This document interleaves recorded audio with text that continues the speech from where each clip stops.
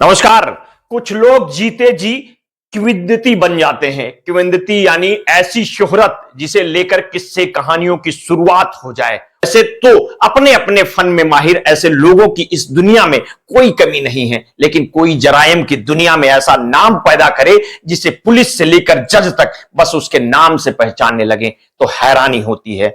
दिल्ली का धनीराम मित्तल ऐसा ही नाम था। धनीराम मित्तल से जुड़ी सालों पुरानी एक रोचक कहानी।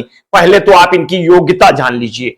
भारत का एक लोकप्रिय अपराधी धनीराम मित्तल, जिसे भारतीय चार्ल्स शोभराज के नाम से जाना जाता है, इस बात का उदाहरण है कैसे सबसे विद्वान व्यक्ति ने भी गलत विकल्प चुने। अपने नाम की तरह धनीराम मित्तल को एक उच्च योग्य व्यक्ति माना जाता है। एक कानून का स्नातक, एक हस्तलेखन विशेषज्ञ, एक ग्राफोलॉजिस्ट ने 25 साल की उम्र में चोरी करके अपनी आजीविका कमाने का फैसला किया। आज से कोई 30 साल पहले एक बार गिरफ्तार होने के बाद धनीराम मित्तल को अदालत में पेश किया गया। चूंकि तब तक अदालतों के चक्कर धनीराम के लिए रोज की बात हो चुकी थी, उस रोज जज साहब ने खींच कर उसे अपनी अदालत से बाहर जाने को कहा। वो बाहर गया भी और चुपचाप निकल गया। बाद में जब उसकी पेशी की बारी आई तो पुलिस के हाथ पांव फूल गए, क्योंकि तब तक धनीराम पुलिस वालों को जज साहब का हवाला देकर कानून के शिकंजे से बाहर निकल चुका था।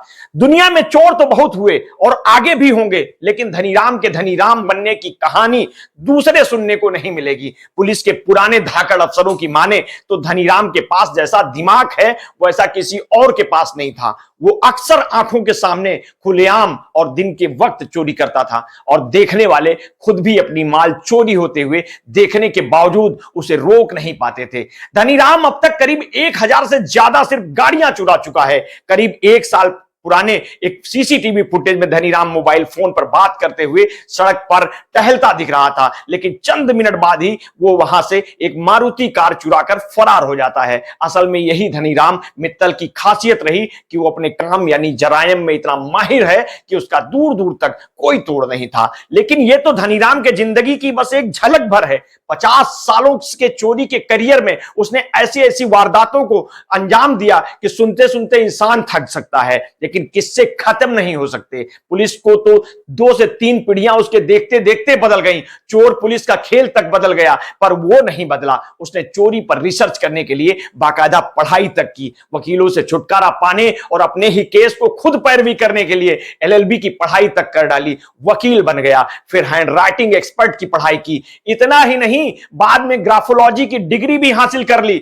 मगर चोरी नहीं छोड़ी। जुर्म की दुनिया में चार्ल्स शोभराज का अपना अलग ही मुकाम है, लेकिन हिंदुस्तान में अगर किसी की तुलना चार्ल्स शोभराज से होती है तो वो है धनीराम मित्तल।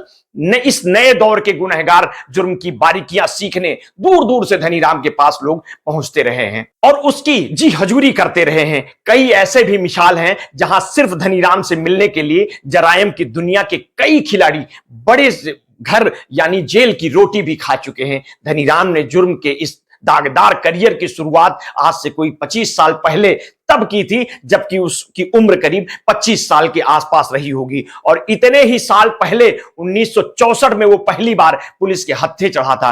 कहते हैं पढ़ा लिखा गुनहगार ज्यादा खतरनाक होता है। धनीराम पर यह बात बिल्कुल 16 आने सही बैठती है। उसने चोरी करते करते ही न सिर्फ एलएलबी की पढ़ाई की और वकील बन गया, बल्कि हैंड राइटिंग एक्सपर्ट और ग्राफोलॉजी की डिग्री भी हासिल की। कहने वाले कह सकते हैं कि धनीराम को पढ़ने लिखने का शौक है, लेकिन हकीकत यह है कि उसने जुर्म की दुनिया में खुद को और भी ज्यादा मजबूत करने के इरादे से ही डिग्रियां हासिल की थी। एलएलबी कर वो कानून का जानकार बन गया और कानून की आंख में और ज्यादा महारत से धूल झोंकने लगा। जबकि हैंड राइटिंग एक्सपर्ट और ग्राफोलॉजी की पढ़ाई कर उसे जालसाजी करने में महारत मिली। मसलन अब वो खुद ही गाड़ियां चुराता और उसके फर्जी कागज तैयार करता और उसे आगे बेच देता था।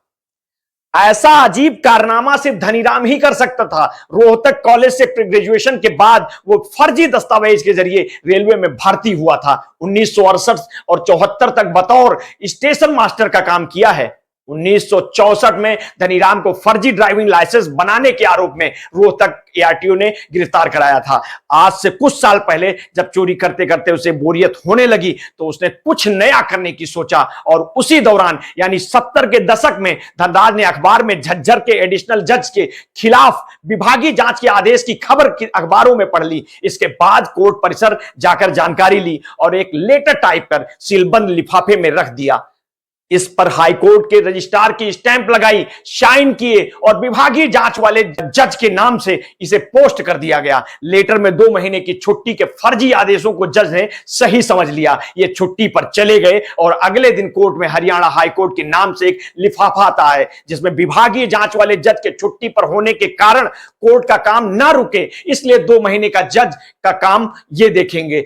तय डेट को धनीराम ही जज की वेशभूषा में कोर्ट आ गए। कोर्ट स्टाफ उसको सही मान बैठा और चैंबर दे दिया। 40 दिन में नकली जज ने 2740 आरोपियों को बेल दे दी, लेकिन किसी संगीन मामले में आरोपी को बेल नहीं दी। 40 दिन में धनीराम ने हजारों फैसले भी सुनाए। 30 साल की उम्र में सुपर नटवरलाल धनीराम का हार्ट अटैक से 2 दिन पहले निधन हो गया। लेकिन जिस तरह के कारनामे धनीराम ने किए, कई राज्यों की पुलिस को शायद ही उसकी मौत पर यकीन हो। दिल्ली की रोहिणी कोर्ट में 26 अप्रैल को धनीराम की पेशी थी, इसीलिए पुलिस भी कंफर्म करेगी कि वो मर चुका भी है या नहीं। धनीराम चंडीगढ़ में भी एक केस में 2 माह की जेल काट चुका है। वहीं 2010 के रानीबाग थाने में उसको एक केस में गैर हाजिर रहने पर एनबीडब्ल्यू घोषित किया गया था। तो निधन के बाद धनीराम का निगम बोध घाट पर संस्कार किया गया था। दिल्ली के अलावा धनीराम के खिलाफ हरियाणा, पंजाब, यूपी और राजस्थान में कई मामले दर्ज थे। अक्टूबर 2022 में धनीराम की बायोग्राफी पर एक डायरेक्टर ने उसकी 7